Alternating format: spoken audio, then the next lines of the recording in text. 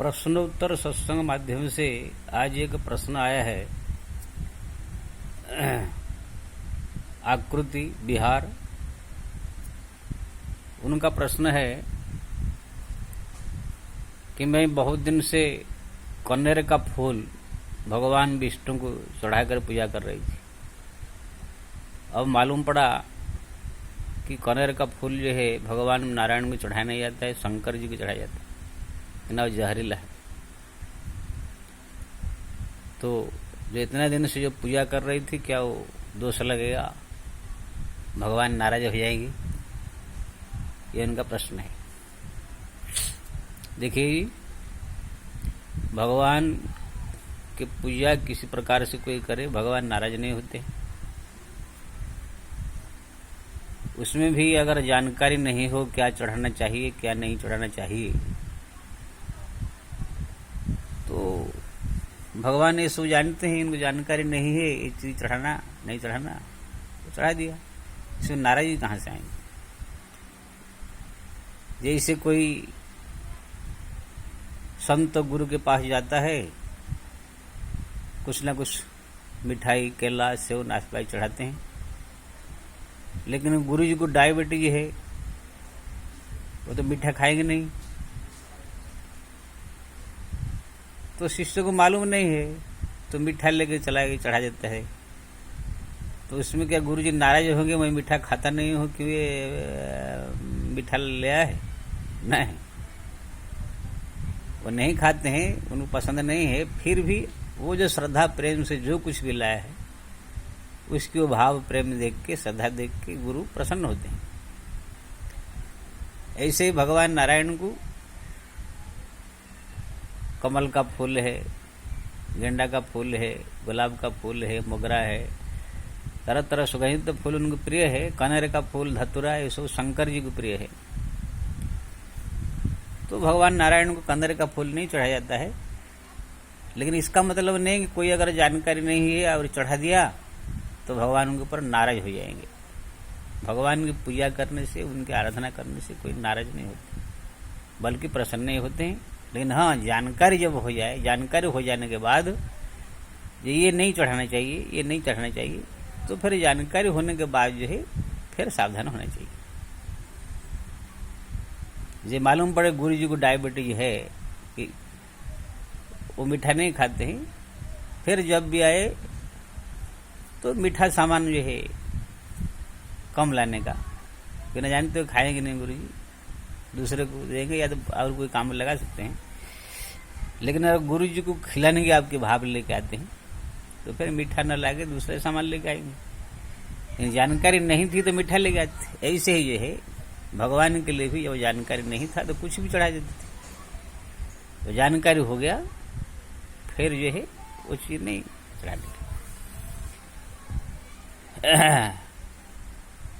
भगवान जो है भाव के भूखे हैं, कोई वस्तु का कैसे वस्तु है क्या है वो इतना नहीं देखते हैं।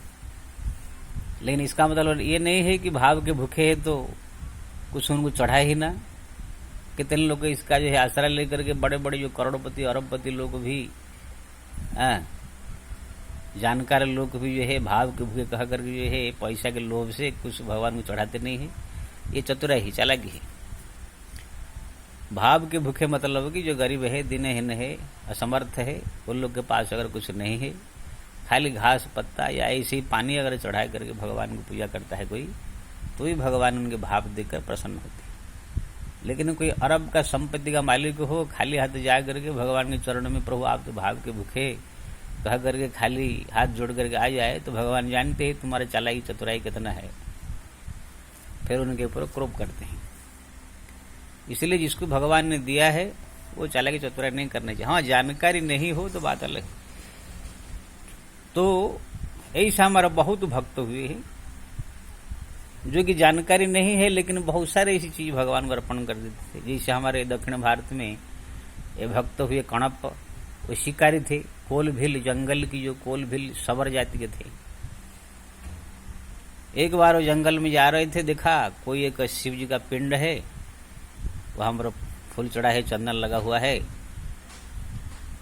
वो कहां से सुन लिया था कि जो शिव जी का लिंग होता है वो भगवान होते हैं। ऐसे कहाँ से उनको सुना था, उनके ही कोई खानदान में कोई आदमी कुछ बताया होगा। तो देखते ही जो उनको प्रणाम किया और देखा कि यहाँ पर कोई बेल पत्ता फूल चढ़ा दिया है। तो उन्होंने जो है 10 गाली सुनाया चढ़ाने वाले को, ये कि इतने बड़े भगवान को ये पत्ता और फूल चढ़ाते हैं, हमको तो कोई बढ़िया कीमत वाला चीज चढ़ाना चाहिए। अब कीमत वाला चीज मतलब उनके नज़र में पशुओं को मार कर उसका मांस और खून बड़ा कीमत वाला चीज उसको मालूम पड़ा। इसीलिए प्रतिदिन हिरण मार के या पशुओं को मार के पशुओं का मांस चढ़ाता था और उनका खून चढ़ाता था। जो पंडित जी पूजा करने आते थे देखा दूसरे दिन की, अरे बाबा ये तो कौन जो है भ्रष्ट कर दिया, तुरंत धो करके साफ सफाई करके फिर पुष्प बेलपत्ता चढ़ा दिया। अब कणप जब आया देखा कि अरे कौन जो है मेरे भगवान के ऊपर फिर पत्ता चढ़ा दिया जो है, वो उसको हटा कर फिर खून और मांस चढ़ाता था। यानी कणप के नज़र में ये बहुत कीमत वाला चीज है, इसी भाव से पूजा करता था। लेकिन पंडित जी ने सोचा कोई आकर हम भ्रष्ट कर दे रहा है, इसलिए शिवलिंग को उठा करके ले जाते हो अपने घर में। वो शिवलिंग को जो है चलंती प्रतिमा थी उठाकर अपने घर में ले गए। वहां विधि विधान से सिंहासन पर आरोपित करके मंदिर में पूजा करने लगे।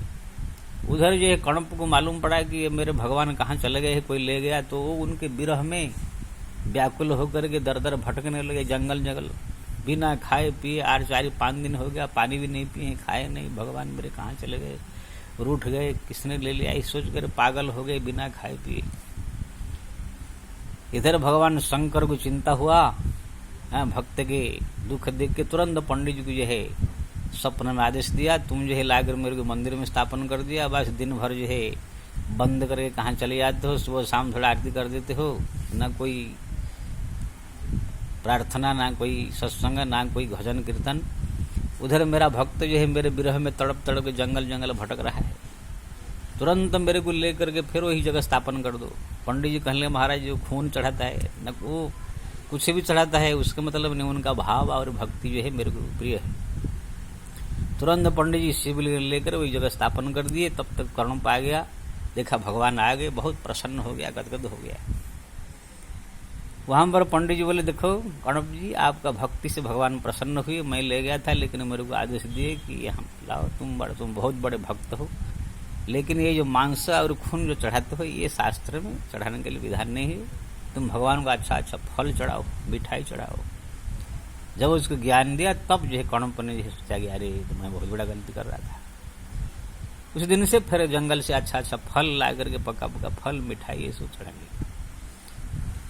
तो एक कणप बहुत बड़े भक्त हुए दक्षिण भारत के, एक बार तो अपने आंख को ही निकाल करके भगवान में चढ़ा दिया था। तो देखिए उसको जानकारी नहीं था इसलिए मटन और ये खून चढ़ाता था, तो भगवान थोड़ी उसके ऊपर नाराज हो गए, लेकिन उसको जानकारी नहीं था। लेकिन उनका भाव मेरे भगवान को बड़ा अच्छा चीज चढ़ाना चाहिए, बड़ा कीमत वाला चीज चढ़ाना चाहिए, बड़ा चीज चढ़ाना चाहिए, ऐसे सोच करके जो है वो चढ़ाते। और उनका इतना प्रेम था, भगवान जो चले गए उसी विरह में जो है परेशान हो गए। इसलिए जो है भाव प्रधान है। हमारे जो है जगन्नाथपुरी में कर्माबाई थी, वो सुबह से उठ करके भगवान को खिचड़ी बनाकर भोग लगा देती, भगवान जगन्नाथ खाने के लिए आई थी। वो नहाती नहीं थी, ना दांत घिसती थी, ना मुंह धोती थी, बाथरूम जाएंगे तो भी स्नान नहीं करती, यही से गंदा में ही। और जो है पहले उनके समय सुबह उठकर खिचड़ी बना दो भगवान आ जाएंगे, इसी भाव से पूरा पागल रहती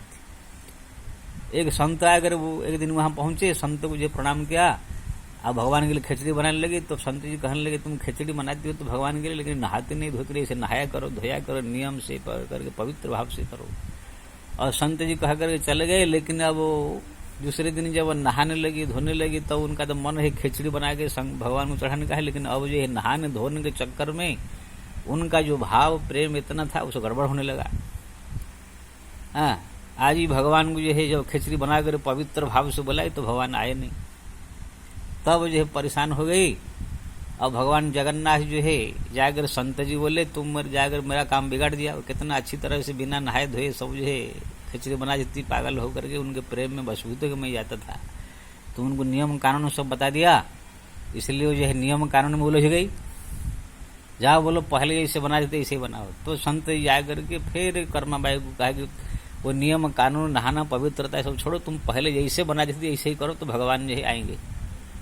तो फिर कर्म भाई जो है ऐसे ही बनाने लगी, तब जाकर भगवान फिर आए खाएंगे। तो कहने का मतलब ये है, भगवान के प्रति अगर श्रद्धा, प्रेम, भक्ति, भाव जग गया, वहां पर नहाना धोना, पवित्रता, ये सब अशुद्धिकरण, ऐसे कुछ नहीं रहता, नियम कानून कुछ नहीं रहता है। लेकिन हाँ, खाली एक प्रेम का ढोंग करके कितने लोग जो है, प्रेम फ्रेम कुछ नहीं है, खाली ऐसे जो करते उचित नहीं है। अगर आपके मन में भगवान की बड़ी श्रद्धा है, प्रेम है, भगवान को जो अपनापन आ गया है, उनके रात दिन आप लगे हुए हैं, कितने सालों से भक्ति पूजा पाठ कर रहे हैं, चाहे अच्छा हो, चाहे बुरा हो, चाहे दुख हो, चाहे सुख हो, चाहे हानि लाभ हो, हरदम लगे हुए हैं। ऐसे अगर आपका प्रेम भगवान के प्रति है तो आप किसी प्रकार से भगवान को पुकारिए। किसी प्रकार से पूजा करते समय अगर बिगड़ गया तो भी कोई बात नहीं, किस अशुद्ध अवस्था में अगर भगवान को पूजा कर दिया या कुछ पुकार लिया कोई बात नहीं, कुछ आपसे अशुद्धि काम हो गया तो भी कोई बात नहीं, भगवान सब जानते हैं। वो आपके भाव प्रेम देख कर जो प्रसन्न हो। इसलिए आप चिंता मत कीजिए, आपको जानकारी नहीं था, कनेर का फूल चढ़ा दिए, इसको बहुत बड़ा अपराध नहीं हो गया है। भगवान भाव के भूखे हैं, आपके भाव प्रेम देख करके सब माफ कर देंगे। हाँ, अभी जानकारी होगी, आप मत चढ़ाइए। अब ज्यादा ज्यादा हृदय में उनके प्रति भाव प्रेम जागृत कीजिए। ये बाहर का जो है कानून, कौन सा फूल चढ़ाने का, कौन सा फल चढ़ाने का, कौन सा वस्त्र चढ़ाने का, ये सब सामान्य भक्ति में आता है। जब भक्ति करते करते करते करते कोई व्यक्ति एकदम उच्च शिखर पर प्रेम भावावस्था में पहुंच जाता है, फिर कौन सा वस्त्र, कौन सा फल, कौन सा फूल, ये सब से परे होकर के केवल भगवान के प्रेम में डूब करके उनके ही याद में दिन रात बीतता है। उनको कहाँ होश रहता है कौन सा फल फूल चढ़ाने का। इसीलिए भगवान के नाम जपिए, प्रार्थना कीजिए, आपका प्रेम भाव बढ़ाइए, इससे जो है आप भगवान के और ज्यादा प्रिय होंगे। जय श्री राम।